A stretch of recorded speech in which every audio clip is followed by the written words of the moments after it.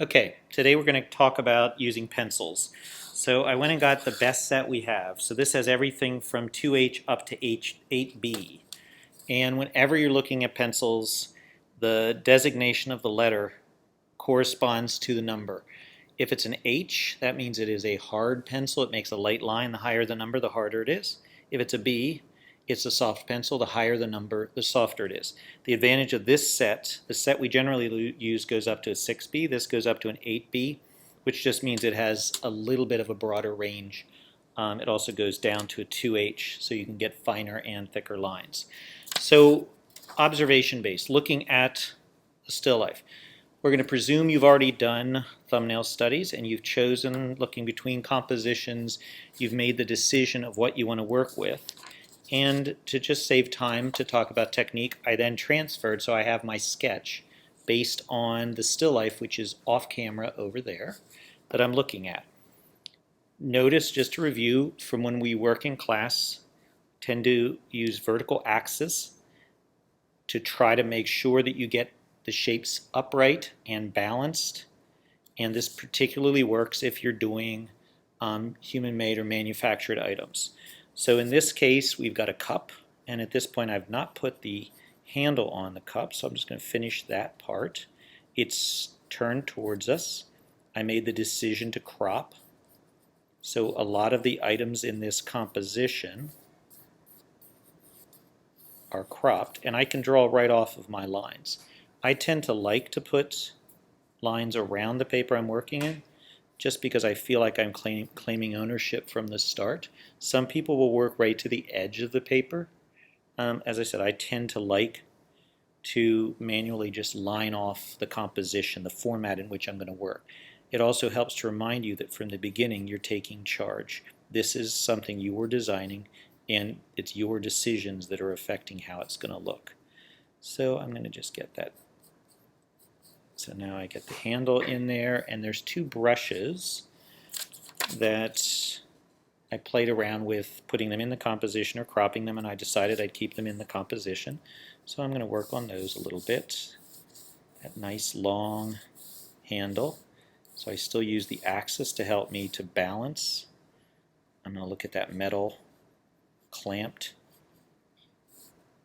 and it has a name which I can't think of, that holds the bristles.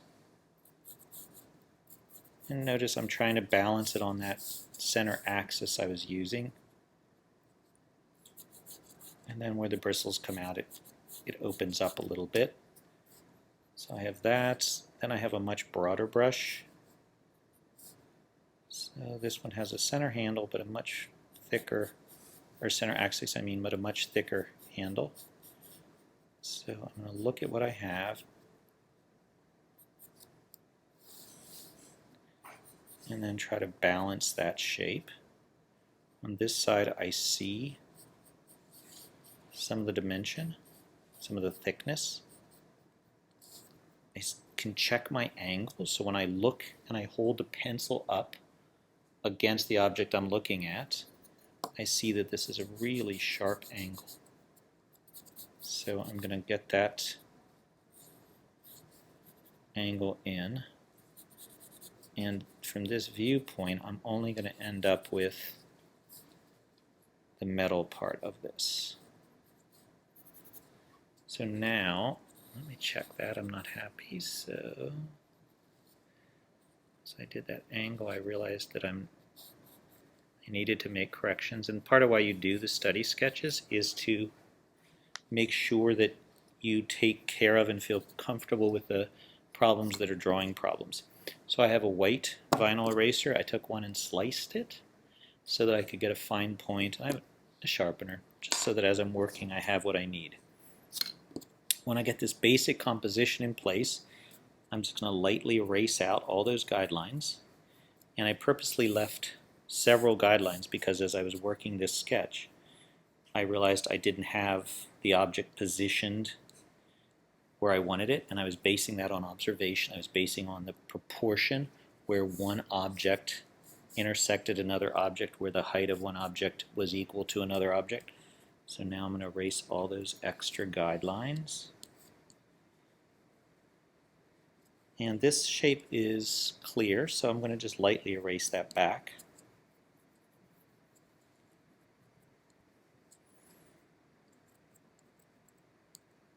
This is solid, so whatever is showing through will not be needed because there's absolutely no transparency. And then once I get that basic,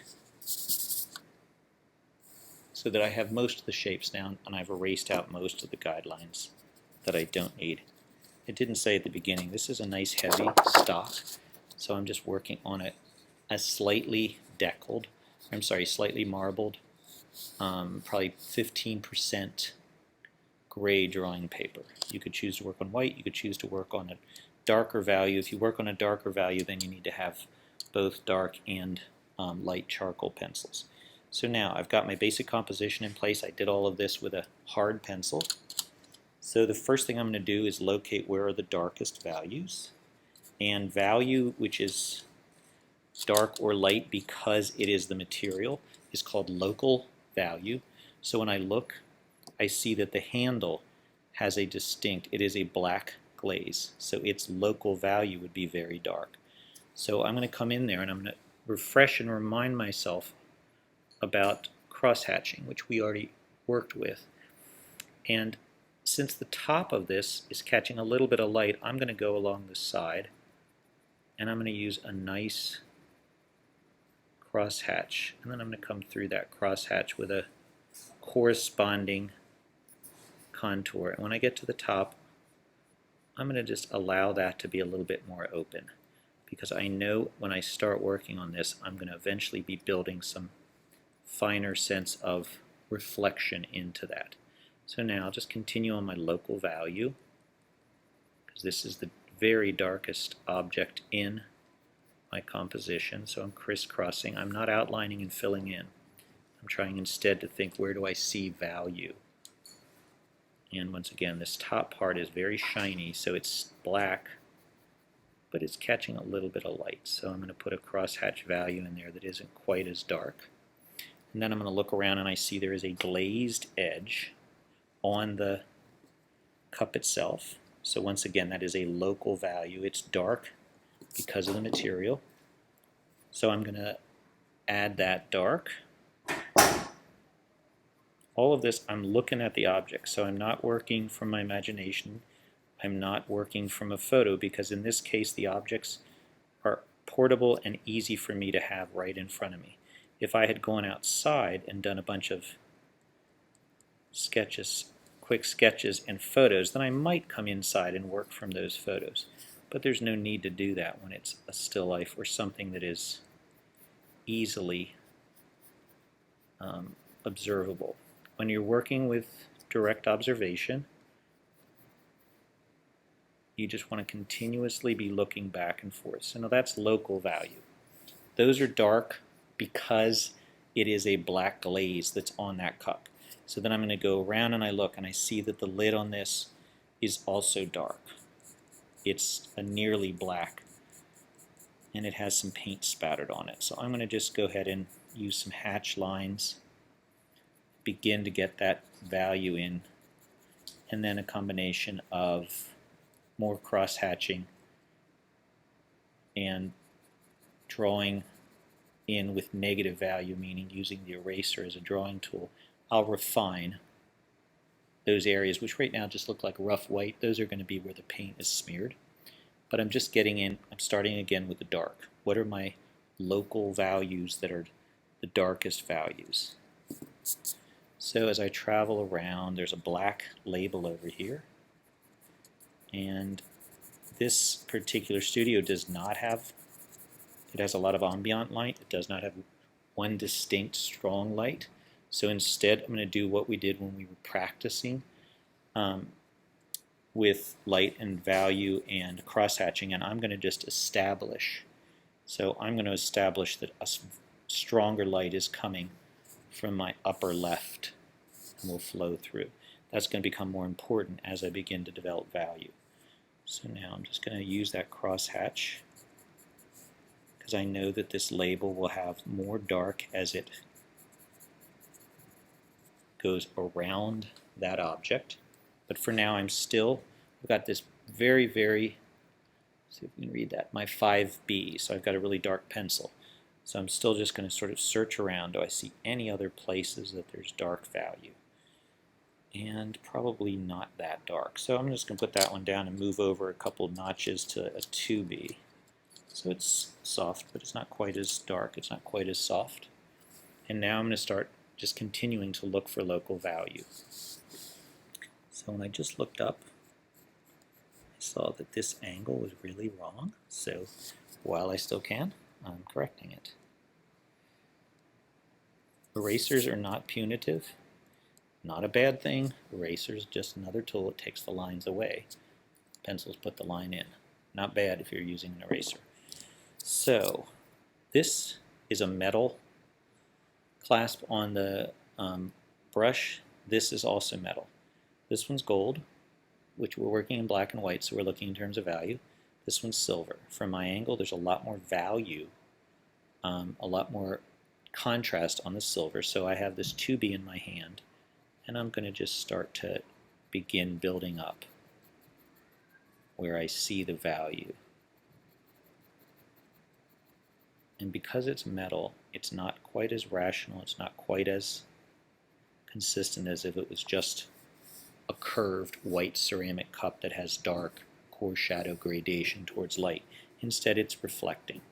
So I'm going to just start by getting in some of where I see those lights and shadows, and I'm just at this point using really basic cross-hatching to begin establishing where some of that value is. It's a light wooden handle, so there's not that much value, not anywhere near what I see on the chrome, but the side is in shadow. So I'll put some shadow there. So again, I'm cross-hatching, so I'm not filling in between lines. Instead, I'm looking for where the value is.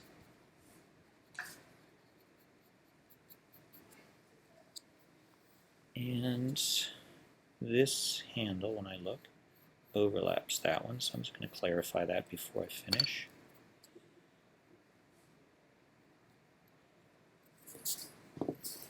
There's a fairly strong shadow inside the cup since I have I said 2B, but I ended up picking up a 3B. So since I have a 3B in my hand, I'm going to just work with that 3B, and I'm going to go to the shadow over here. And since I know that's an interior curve, I'm going to just add some of that value. And I know there's going to be gradation.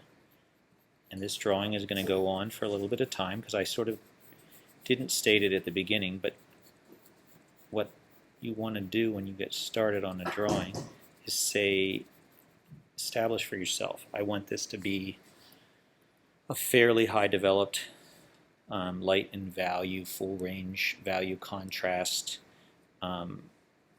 based on observation, which is called optical perception, and I want to spend about, let's say, 90 minutes. So if you know you have 90 minutes, that means I'm going to be developing this drawing over time.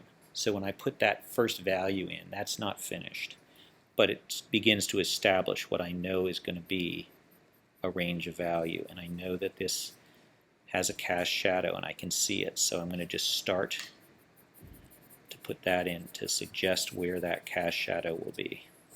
And I see that this has a cast shadow because it's leaning against that cup. So at this point I might let those be, and I'm going to just move the entire way around this composition based on the objects. And let's see, let's just flip and look at those. There they are, way over there on the table. So based on those, now I'm back to my drawing again. It's got this 3B. It's making a nice middle value. I'm just going to continue going through and locating. This handle has a color. It's painted, so it has local value. So I'm just going to go ahead in and just, again, I'm using cross-hatching, so I'm not blending this value. We'll do that, but right now let's just try to stick to cross-hatching, which is a line-derived value technique. So I'm putting the line on, and then I'm going to come through and I'm going to give it some nice cross-contour cross-hatching.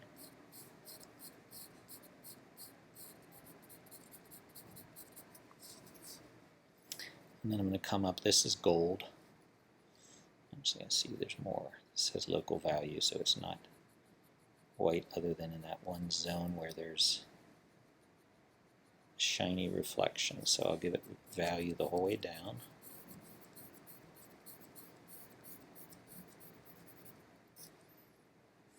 It's actually darker than the cast shadow in the cup, so I'm going to enhance that shadow down here and enhance that shadow in there. Come up to the golden bezel, I think it's called, and I see it's really reflective, so I'm going to just use some nice simple hatch lines that are running in contour for now. I'm going to get some of that value just suggesting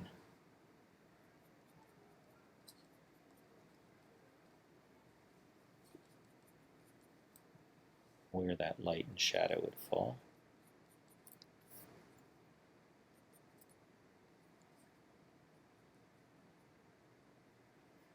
And it has a sharp shadow where it's clasped onto the wood.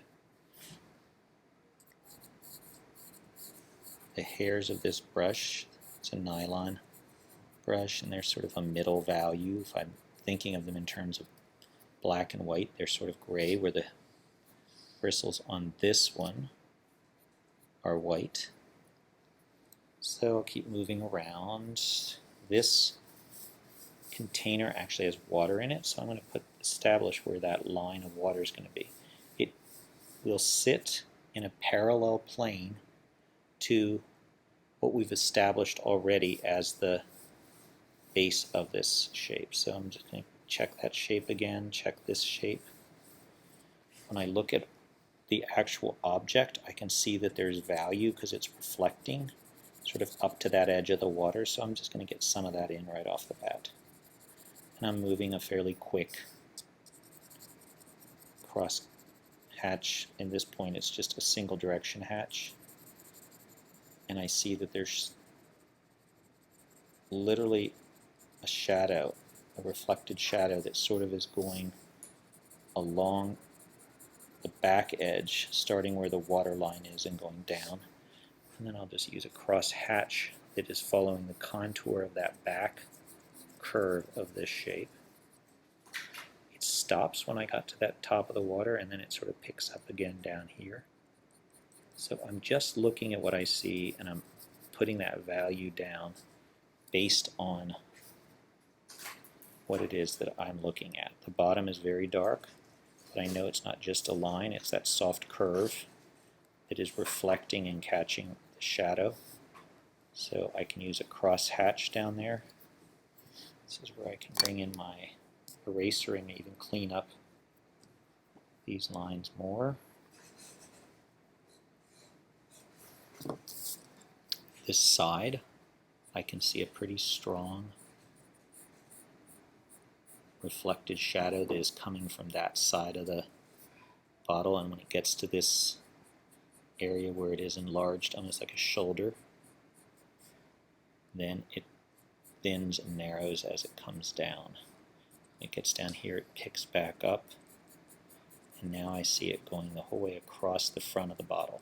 So I'm just isolating these different areas, and as I draw a value, I'm basing it on exactly what I'm looking at that time.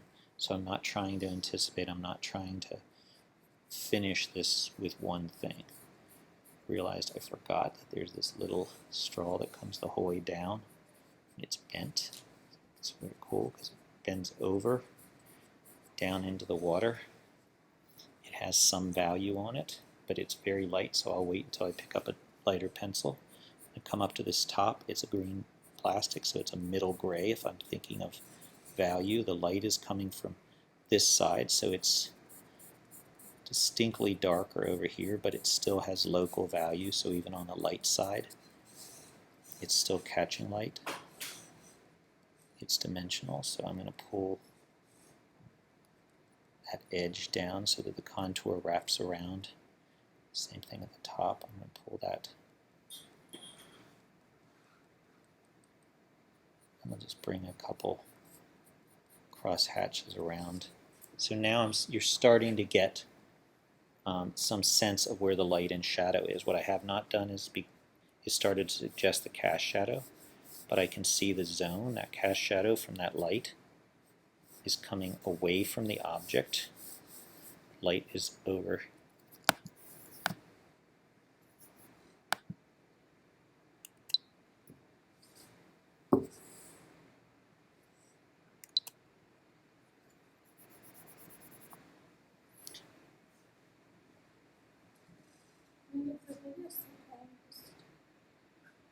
No, I just decided to.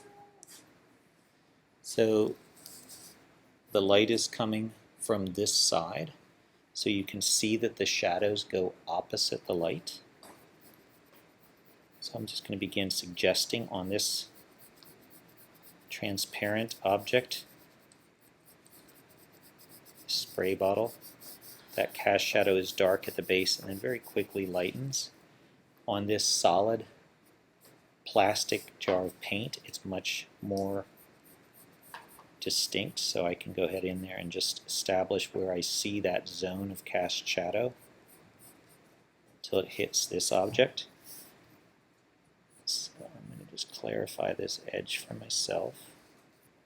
Once again, light, you know it comes down. You can see that the cast shadow starts. You know on the back end the cast shadow's over there. So once again, I'm going to just establish that much stronger, and I changed and I'm using a horizontal hatch just so I can begin to build where that cast shadow is going to be. So now these objects are starting to feel solid, and I would just continue working. So I'm going to put this 3B that I've definitely given a lot of time to, and I'm going to pick up one of the, so I've got an HB, a much lighter pencil. This object is white, so it has shadow, but it's not as dark, so I can come into this one and I can begin to build my light and shadow. And all of this, since you're going to build up this drawing over time, first, as I start building this up, this is not the finished thing, but I see that there's a core shadow, and since I'm working with cross-hatching, I'm just going to start working from that core shadow towards the light on the left. So since this pencil is an HB, it's not making the dark lines like the 8B or the 3B that I've been working with. So I could just begin establishing that there's going to be a core shadow. It's going to go roll around towards that slight reflected highlight on that side. When I look, since it is somewhat reflective, I see that there's a shadow and there's also just a slight hint of reflection in it. So I'm just going to pull that. Everything is based on what you're looking at. So I'm just going to introduce a little bit of that value. So now I'm going to let that one be 2. And as I said, I have one eraser that I sharpened. So as you work, if you see more lines that didn't get cleaned up in that original go over, then go ahead and just do that as you're working. So the handle is wood. It's a light wood. It doesn't have much value. I'll take this very light pencil. Let me get rid of some of this. Bless you. Is that the light source? Yes. So we established the light source because while I have observation-based objects, it's got ambient light. So we just decided that we'd use the same kind of consistent, strong light that we did when we were doing crosshatch exercises. So at this point, this has a basic start of where the value is going to be. This shape doesn't yet. I began at the top by putting that dark value because this was local value. It's a black plastic. This is a black label that's on the jar. So now I need to start thinking there is some light and shadow on it, but very much like the cup, it's subtle. So I'm going to do a different technique. Since I've been doing just consistently linear intersecting cross-hatching, here I'm going to do a scumbled line. So I'm just using almost no pressure. I see a very light core shadow, and I'm just going to build a little bit of that very light core shadow. I wouldn't have had to choose to scumble. I could have done any other technique, and it's not like this particular surface has any texture, so I made this decision much more as a subjective decision. I think it's visually more interesting if the drawing has a variety of lines in it. If one of these things had been a highly textured object, then I definitely would have said this is, a desirable option in terms of your options of scumbled line, crosshatched line, stippled line. But we don't have those. So before I do that, I'm going to clean up some more lines I see that are left from the sketch.